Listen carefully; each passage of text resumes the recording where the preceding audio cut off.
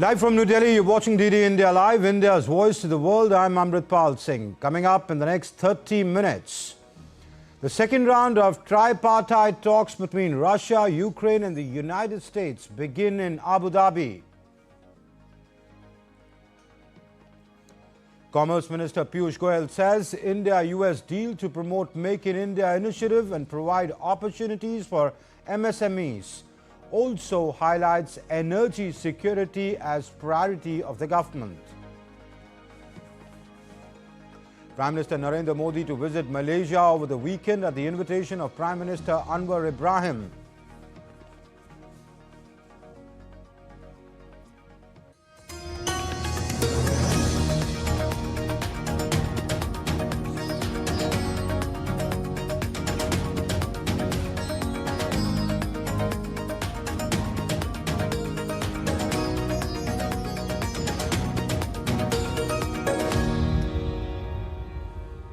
Ukraine's lead negotiator announced on Wednesday that a second round of peace negotiations between Russia and the Ukraine, mediated by the United States, has begun in the United Arab Emirates. Rustem Umarov posted on X, another round of negotiations has begun in Abu Dhabi. The head of the Ukrainian delegation wrote on social media, adding that Kyiv's team was seeking to achieve a just and lasting peace. Umarov said that teams would also meet in separate groups to discuss specific negotiation tracks and would then follow up with a joint meeting to synchronize positions. The two-day trilateral meeting comes after President Volodymyr Zelensky said that Russia attacked its energy infrastructure last week with a record number of ballistic missiles.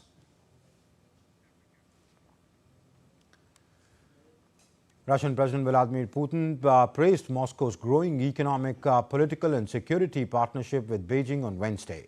Putin described the ties with Chinese President Xi Jinping as stabilizing factor amid global turbulence, underscoring the strategic importance of Russia-China cooperation in shaping international balance and strengthening resilience against mounting geopolitical challenges.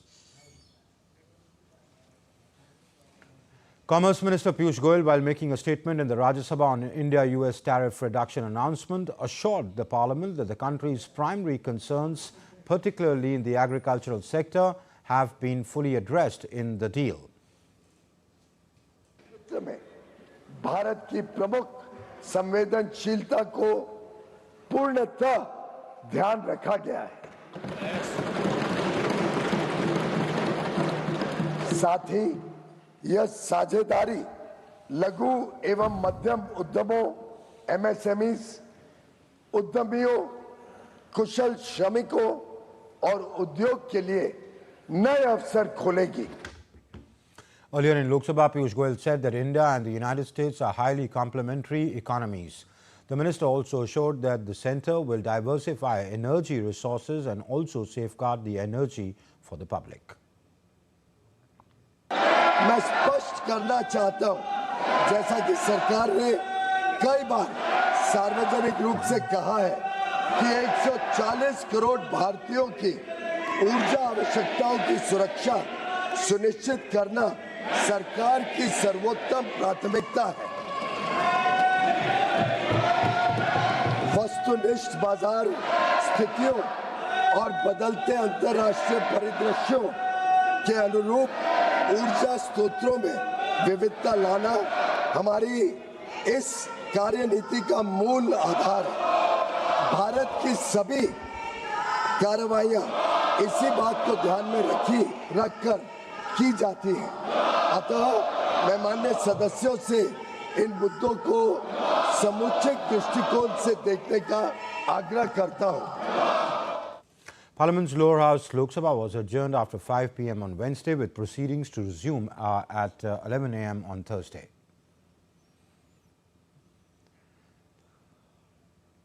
External Affairs Minister Dr. S. Jaishankar met with U.S. Secretary of State Marco Rubio and the U.S. Treasury Secretary Scott Bessent in Washington, D.C. post-India-US deal. Dr. Jaishankar is in the U.S. to attend critical minerals ministerial meet being convened by Secretary Rubio. Ahead of the meeting, the minister had a discussion with Rubio. Jaishankar said that he had wide-ranging conversation that covered bilateral cooperation agenda, regional and global issues. The External Affairs Minister also met U.S. Treasury Secretary Scott Bessent. Taking to social media, Dr. Jaishankar said he had useful discussions with Bessent on advancement of the India-US economic partnership and strategic cooperation. Chief Economic Advisor V. Anantha Nageswaran said that Budget 2026 places a strong emphasis on urbanization with creation of city economic regions aimed at accelerating growth in Tier 2 and Tier 3 cities. Speaking at the PhD Chamber of Commerce and Industries post-budget analysis, Nageswaran also underlined the need to strengthen in-house manufacturing to support a stronger currency. Manufacturing has taken on a different dimension in the new world of geopolitical fragmentation. And that is why the economic survey cover itself shows a ship laden with containers of manufactured goods. So manufacturing matters, exports matter for currency stability and strength, and also for strategic leverage. And the budget does a very good job of taking forward the agenda of placing India as a preeminent manufacturing power in the years to come. Revenue Secretary Arvind Srivastav said that the Union Budget introduces targeted measures to benefit individual and salaried taxpayers. He said these include a 3-month extension for filing income tax returns, among other things. Now, revising the return is not just an exercise of numbers.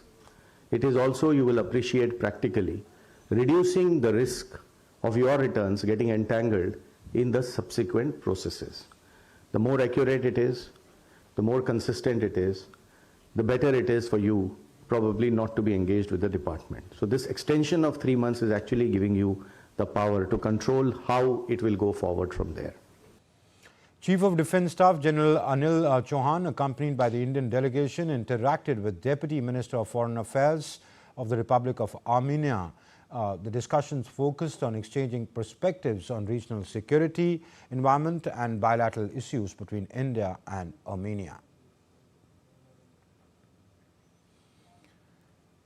The 13th edition of the joint military exercise Khanjar between India and Kyrgyzstan will be held at Misamari in Assam from the 4th to the 14th of this month. The exercise aims to enhance interoperability between the special forces of both nations. The focus will be on joint operations in urban warfare and counter-terrorism scenarios under the UN mandate. Exercise Khanjar the 13th will further strengthen bilateral defense cooperation and deepen enduring military partnership between India and Kyrgyzstan. Prime Minister Modi will pay an official visit to Malaysia over the weekend. That's on the 7th and 8th, that's Saturday and Sunday of this month of February. Prime Minister Modi's Malaysia visit is taking place at the invitation of Prime Minister of Malaysia, Anwar Ibrahim. This would be the 3rd visit of the Prime Minister to Malaysia. During the visit, the Prime Minister will hold bilateral discussions with Prime Minister Ibrahim. Prime Minister will also interact with members of the Indian community as well as industry and business representatives. The 10th India-Malaysia CEO Forum is also scheduled to be held coinciding with the visit of the Prime Minister. India and Malaysia share a long-lasting bond of friendship based on historical, civilizational and cultural connections. The relationship is further strengthened by the presence of 2.9 million Indian diaspora, which is the 3rd largest Indian diaspora anywhere in the world. India-Malaysia relationship is a multifaceted relationship which is growing. The forthcoming visit of the Prime Minister serves as an opportunity for both leaders to review the entire gamut of bilateral cooperation. President's rule has been revoked in the state of Manipur, paving the way for government formation. The move comes hours ahead of the new government taking shape in the northeastern state, with the leader of the NDA legislature party, Yumnam Khemchand Singh, to be the new chief minister. Manipur has been under president's rule since February 13th last year. and why Khemchand Singh has finally been chosen by the BJP as the legislature party leader in the northeastern state of Manipur. He will become the next Manipur chief minister. In a social media post on X, Khemchand Singh said that he's committed to fostering empathy, compassion and harmony among all communities in the state. Khemchand expressed his sincere gratitude to Prime Minister Modi, Home Minister Shah and the BJP President Nitin Nabin and all the party MLAs for reposing their trust in him by electing him as the leader of the BJP legislature party. Earlier, the legislature party of the Manipur elected 62-year-old Singh as the leader at a meeting which was held at the party headquarters in New Delhi.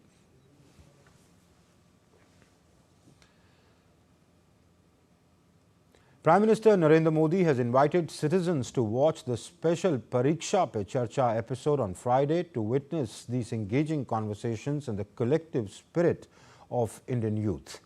As examination season approaches, Prime Minister once again engaged with young students through Pariksha Pe Charcha. This year, the interactive sessions were held with exam warriors in Devmogra, Coimbatore, Raipur, Guwahati, and at the 7 Lok Kalyan Marg in Delhi. He emphasized the importance of stress-free exams and shared practical insights on overcoming challenges, maintaining balance and nurturing confidence.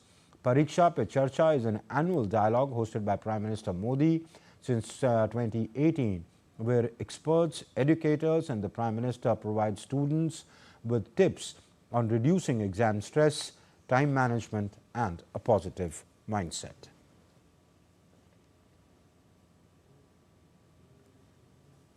It's such a fantastic initiative that our Prime Minister, Honorable Narendra Modi ji, has taken.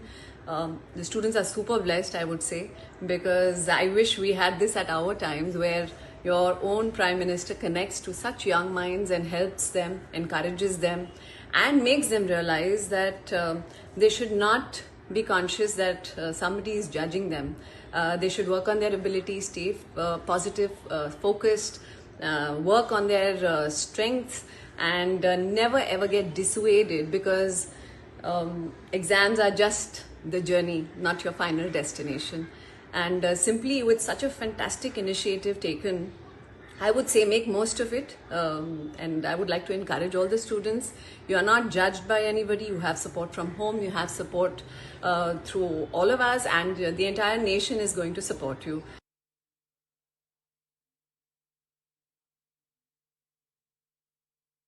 Prime Minister's Pariksha Pe Charcha reminds us something more fundamental, which is the emotional architecture of a student's success. We at SRM doesn't see this as an event, but a movement towards ensuring students' mental resilience. We should shift our narrative from testing memory to tasting success.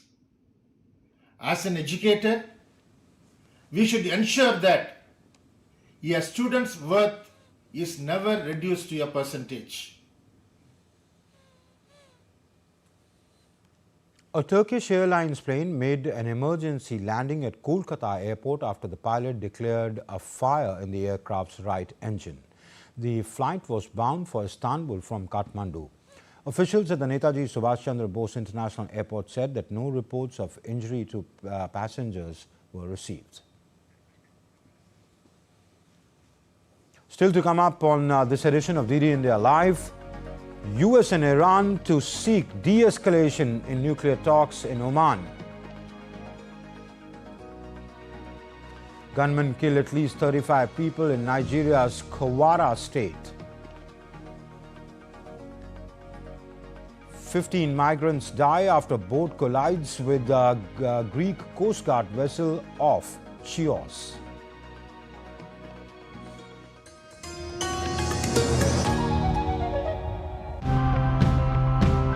Food systems contribute to a third of global planet warming emission. In today's episode, let's take a look at what happens when food systems stop working for everyone. After Hati Bondo arrived, we discussed as a village the challenge that we were facing. and we came to the conclusion that we should sow some crops, especially for the elephants. The Meramo Cafe is basically promoting the circular economy. So there's not much transportation involved in that process. So this is one way that we are reducing the carbon emission from that point of view. Is probably laughing because despite the fact that they're cleaning up other people's problems for free, it seems like nobody here actually wants them to be doing it.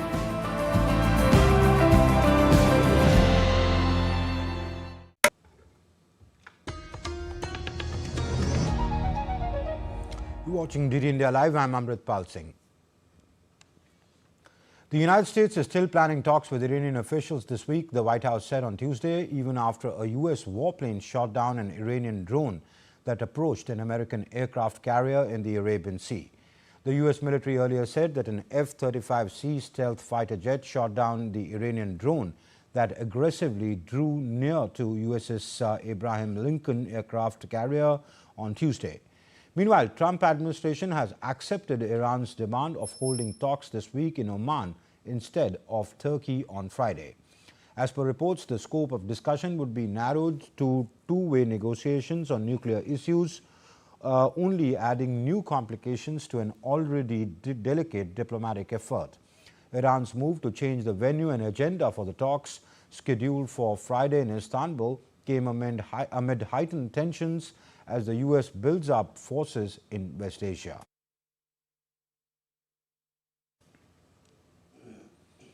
U.S. Fed Reserve Governor Stephen Miran has stepped down from his role as the economic advisor to the Trump administration. The White House confirmed this on Tuesday. Miran's resignation fulfills a pledge he made to the Senate to leave the administration if he continued serving at the central bank. President Donald Trump had tapped Miran to complete the unfinished term of Adriana Kugler, a Biden appointee who resigned last year. While serving on the Fed board, Miran also held the chairmanship of the White House Council of Economic Advisors, though he took an unpaid leave of absence, citing the short-term nature of his Fed appointment. U.S. President Donald Trump on Tuesday signed a spending bill into law that ended a brief partial government shutdown and gives the Congress more time to debate possible limits on his immigration crackdown. The legislation restores funding for defense, healthcare, labor, education, housing and other agencies and temporarily extends funding for the Department of Homeland Security until the 13th of February after DHS funding lapsed because lawmakers hadn't acted in time. Trump reached a deal last week with Senate Democrats who are pressing for restrictions on aggressive immigration enforcement following the controversial killing of 2 U.S. citizens by Fed agents in Minneapolis. In response, the administration has begun deploying body cameras on immigration agents in Minnesota, one of the Democrats' demands, while other proposals face GOP resistance. The bill cleared the Senate with strong bipartisan support and narrowly passed the House 2017 to 2014. The previous shutdown lasted a record 43 days and cost the U.S. economy an estimated $11 billion. Pakistan has been shaken by a wave of continuous attacks carried out by the Balochistan Liberation Army. As tensions escalate, Pakistan's defense leader has admitted that the situation is highly serious. For the past several days, Pakistan has witnessed intense violence, with attacks reported on hospitals, markets, jails, police stations and security installations. During the ongoing 50-hour-long Operation Herof Phase 2, the BLA reportedly destroyed multiple Pakistan Army barracks in the province. Pakistan's Defence Minister Khwaja Asif has described the situation as extremely alarming, highlighting the severity of the crisis. As per sources, Pakistan's security forces have killed over 200 Baloch army personnel in southwestern Balochistan province. At least 162 people were killed in Nigeria's Kwara state when gunmen attacked a village on Tuesday. The assailants invaded Woro village in the Kayama area around 6 p.m., setting shops ablaze. Nigerian police confirmed the attack but did not give official casualty figures. The Kawara state government blamed the violence on terrorist cells, with Governor Abdul Rasak condemning the assault as a cowardly expression of frustration by the militants. 15 migrants died in the Aegean Sea of Greece on Tuesday after their boat collided with a Coast Guard vessel off the island of Chios. A Coast Guard official said they spotted the dinghy transporting migrants towards Chios, which lies a few miles off the coast of Turkey, and ordered them to turn back. He added that the smugglers maneuvered towards the Coast Guard vessel, causing collision. The 2 Coast Guard officers were injured and transferred to the hospital, and 24 migrants have been rescued. Witnesses reported that about 30 to 35 people were on board. Search and rescue operations were underway with Coast Guard vessels, private boats and divers assisting in the operation.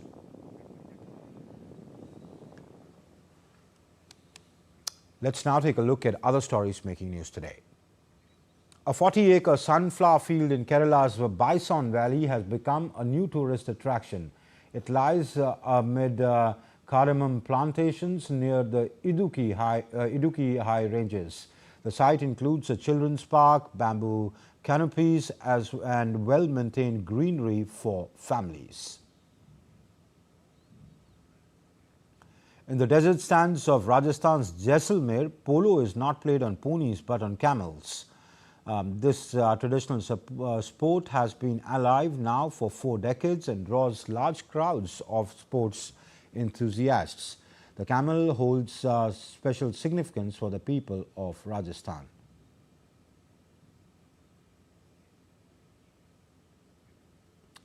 Large flocks of cormorants have been spotted near the estuary coastal area close to Thoothukudi port in Tamil Nadu. The birds are attracted by a mix of seawater and fresh water, which provides abundant fish.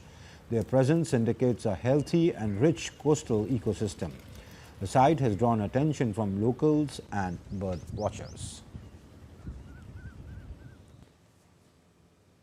The sacred Devni Mori relics of Lord Buddha were enshrined at the Ganga Ramaya temple in presence of Sri Lankan President Anura Kumara Dissanayaka. The sacred relics arrived in Colombo today aboard a special C-130J aircraft of the Indian Air Force, marking their first ever international exposition. The arrival coincided with Sri Lanka's National Day, giving the occasion special spiritual and cultural significance.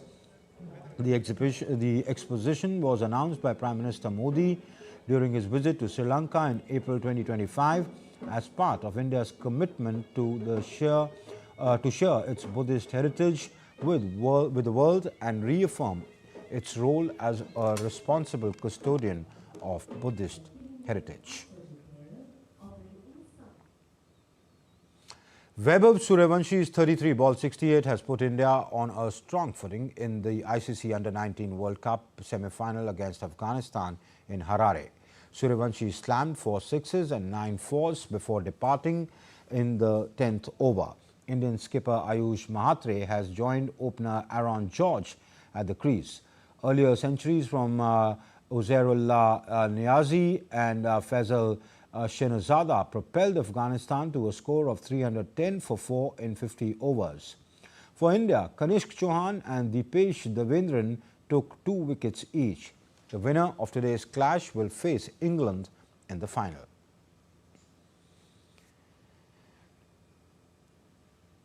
India's Isha Singh won the 10-meter air pistol gold medal at the ongoing Asian Championship for the rifle and pistol events at Dr. Karni Singh shooting range in New Delhi. There was a 4.4-point gap between Isha, who scored 239.8, and second place Yen Ching Cheng of Chinese Taipei. The other Indians in the fray, that are Saruchi Singh, Manu Bhakar, finished 4th and 7th respectively. In the men's section, Samrat Rana finished with a score of 220.3 to clinch the bronze medal. And that's it in this edition of DD India Live, but do let us know your thoughts on the news of the day. For those on the go, you can get all the latest news and updates from India and across the world on DD India's mobile app. The app is available on both Android and iOS platforms. Scan the QR codes you see on our screen to download now. We'll be back with more news as it breaks here on DD India. I'm Amritpal Singh from my entire team here in Delhi. Thank you for watching DD India Live. Bye-bye.